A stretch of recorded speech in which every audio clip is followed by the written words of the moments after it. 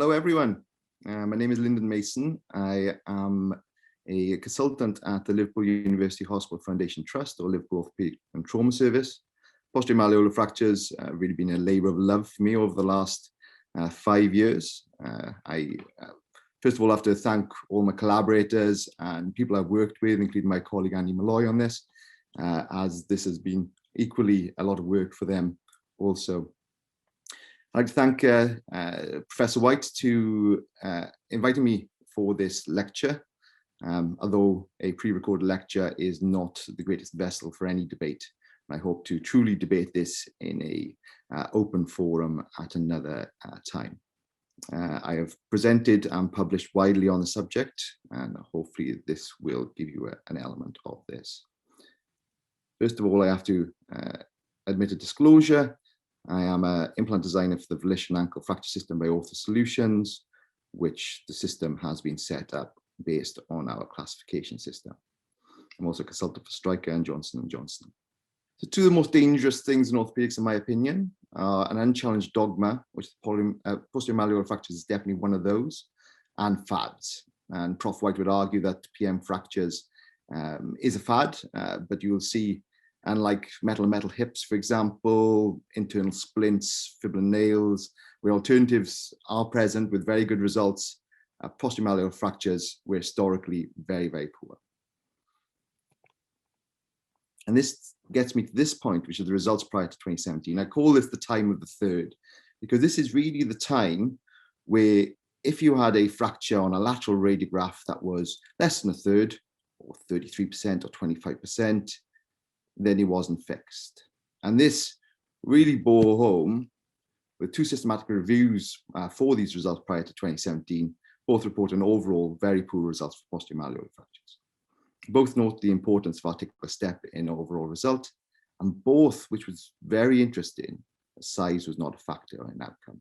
And this is borne through now all the literature, the size is not an outcome. So I won't really even talk about the percentages now, because it is no longer part of the debate.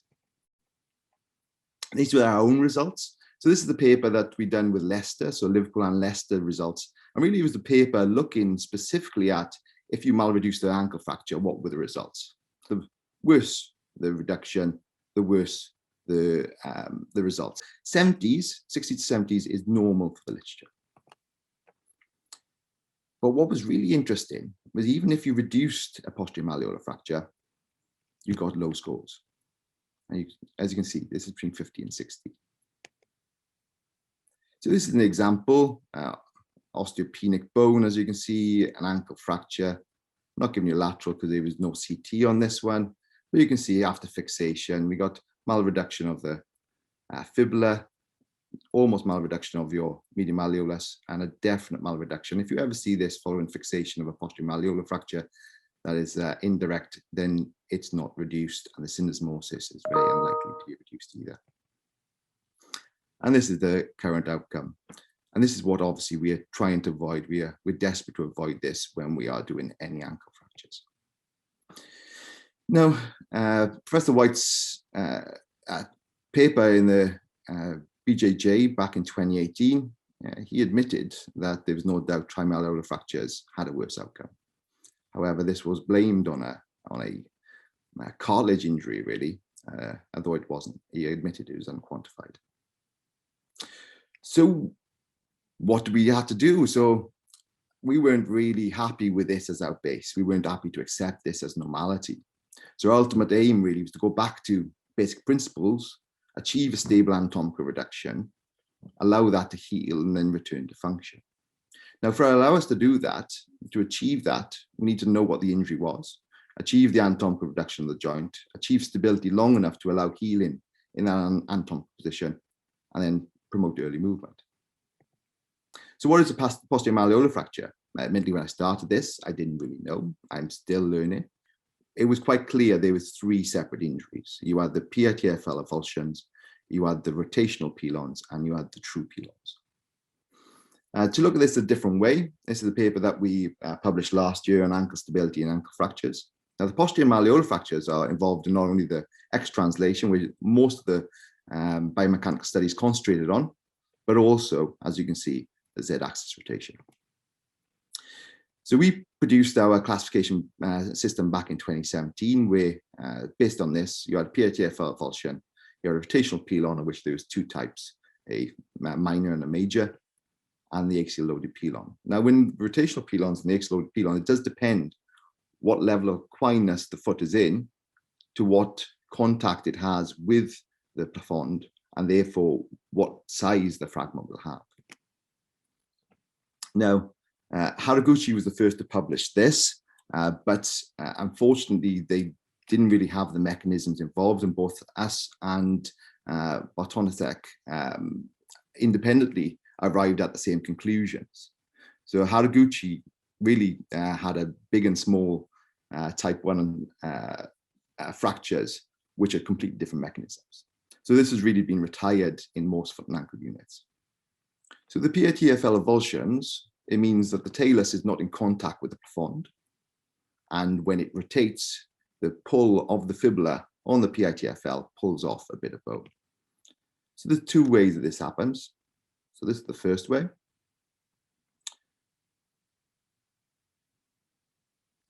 So the foot either rotates or by a pronation external rotation or pronation abduction injury.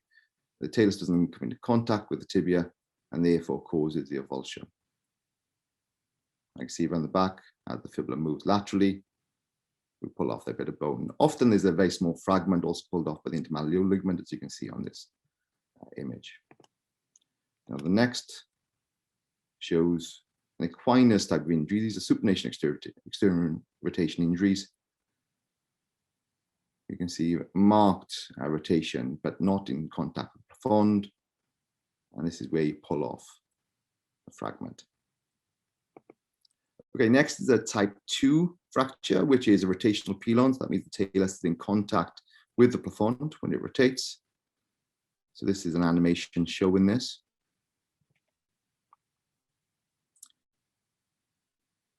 As you can see, the talus is seated in the mortise as it rotates.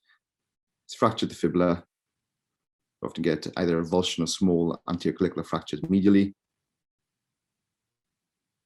And then you push off the posterolateral aspect, and as it continues to rotate, you push off the posteromedial. This is why they are the same injury, just the progression one on the other. And you can see this is very typical. So this is a type 2A fracture, and this is a type 2B, very similar to posterolateral.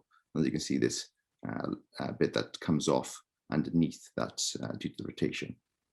And this shows the rotating force applied to each fracture line. Type 3 is the true posterior pelon, so the equinus foot.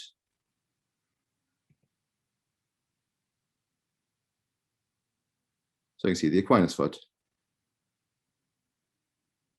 axial loaded, and we push off. And the fibula is usually fractured in exactly the same line of force as the posterior pelon.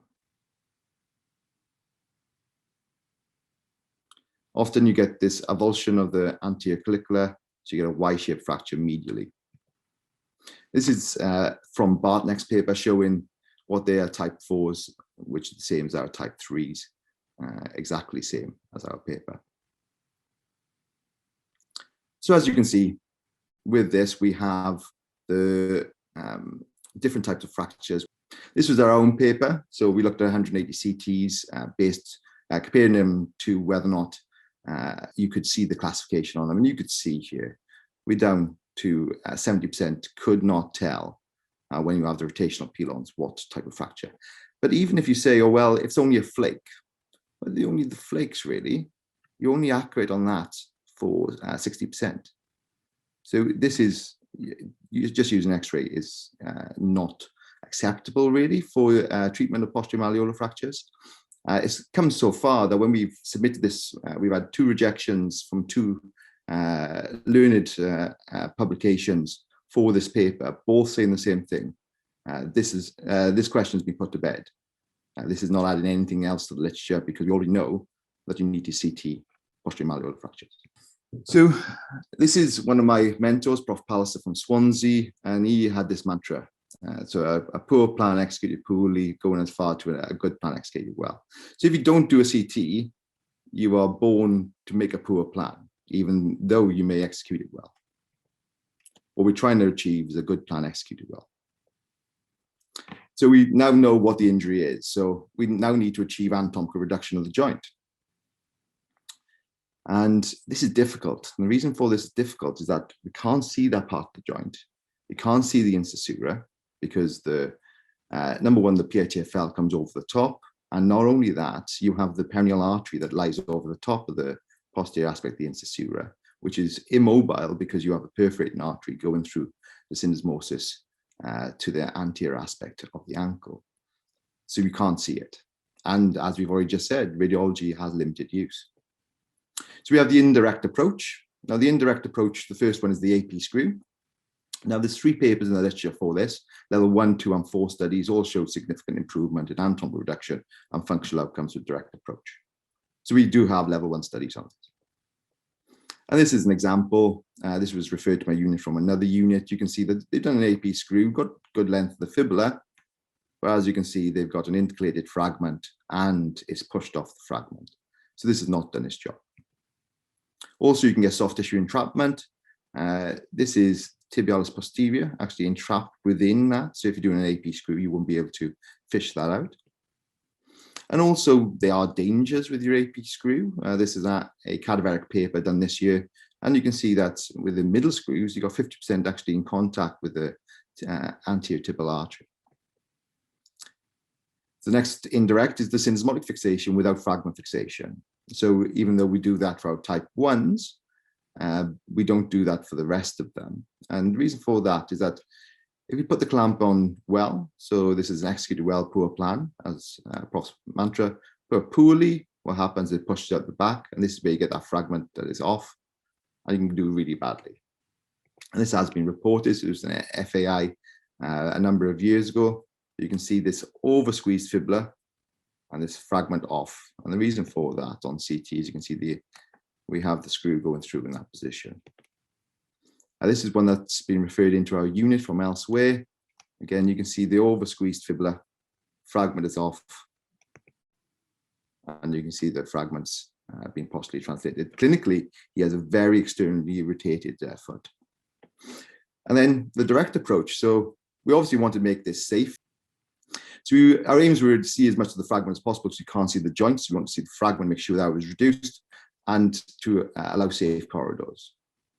So this is a paper that we published based on looking at what corridors we could use.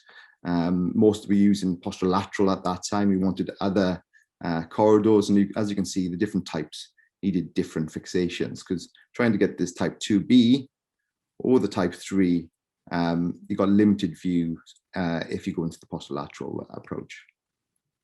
So as you can see from this paper, 74% required a posterolateral incision, but up to 20% also required other incisions. So this was a cadaveric paper we'd done looking at these 3 different incisions, posterolateral, posteromedial, and medial posteromedial. Medial posteromedial give you the most exposure, but actually you couldn't get to the most common fragment to the lateral side. And this is the schematic. You can see here, posterolateral approach, you can get to your fibula and the lateral aspect, but you can't really get round to this fragment on your type 2Bs. That's why I need the medial posteromedial approach. The posteromedial approach can sometimes get to both. And this developed our algorithm. So I won't talk about the syndesmotic fixation for your type 1. That's really not much of a debate in the literature anymore. But your 2As, 2Bs, and 3s, which are really different approaches and different fixations. So type 2A, rotational pilon minor. This is a typical example. You can see the widened syndesmosis, the large fragment posteriorly. We initially went through the prone position. As you can see, this leg has been dropped below this. It's not difficult to set up, as some of the anaesthetists initially were worrisome of it. But the majority are now done the semi-prone recovery position, which is very easy to set up. It's really just bad side down lateral. The top half remains lateral and the bottom half becomes equinus. The anaesthetists are very happy with this, and it's very quick to set up. So the posterolateral approach. So we use a line for transmalleolar line between the medial malleolus and distal fibula.